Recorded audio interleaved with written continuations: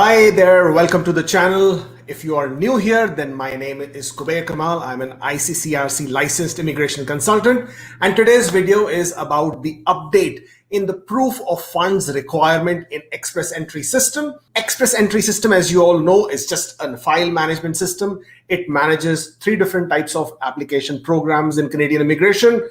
That's the Federal Skilled Worker Program, the Canadian Experience Class Program, and the Federal Skilled Trade Categories Program.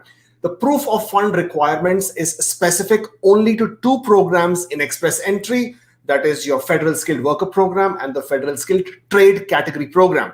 However, if you are a Canadian Experience Class candidate, which basically means if you have at least 1 year of work experience in Canada within the last 3 years, then you are exempt from the proof of funds requirement. Also, if you have a valid job offer. Mind you, the conditions of valid job offer are quite specific. Not everybody who has a job offer in Canada is considered as valid job offer. If you have a valid job offer, then also you are exempt from the proof of funds requirement.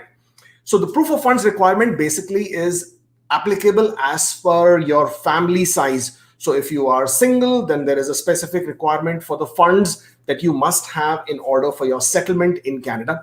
If you're a family of two, as in married or common law partners, then the fund requirement is extra or additional. If you're a family of three or family of four, so on and so forth, the fund requirement is more. Each year, Canada updates this proof of funds requirement in tune with the cost of living conditions as decided by the government. And this LICO, low income cutoff, the half of it is what is assigned to the proof of fund requirement. This is the amount of money you should have as transferable, movable, available funds to you in your account, in your the proof that you can show to the Canadian government, to immigration, to show that you will be able to sustain yourself, you will be able to settle nicely, peacefully once you come to Canada. This primarily is the proof of fund requirement for your application in Express Entry. That was a brief explanation of what it means. Today, it has been updated, or rather the announcement has been made that it has been updated and it will be applicable in the short forthcoming future. Let's quickly go through the details of what all it includes so that you have an indication of that. On your screens now is the IRCC immigration page. The proof of funds requirement, as it says, is that we have updated the table that shows of how much money you need. Now, mind you, this is applicable only to those people who still have not received their ITA and have not submitted their application. So basically, federal skilled worker draws haven't happened, as we know, for the last 6 months. So it applies to everybody basically who is still waiting for an ITA. If you have an active Express Entry profile, and if you had shown exact amount of money as far as the last proof of fund requirement was concerned, then you must update your profile to show the new amount or more than that before the 15th of July. If you don't update your profile before 15th of July, then come that date, the system will automatically be updated, and any profiles where the proof of funds shows as per the old requirement, then your profiles will become ineligible, and obviously you will have to create a new profile, which basically means you will lose your spot in the queue of the ranking profiles, and tiebreaker situation may then render you that you might not receive an invitation, if at all, when the draw happens. So how much money do you now need? If you were to click this, don't worry about the link, it's in the description box, so you can always click on that and find out about it. How much money you now need? One person needs $13,213. Two persons or family of two will need $16,449, and so on and so forth.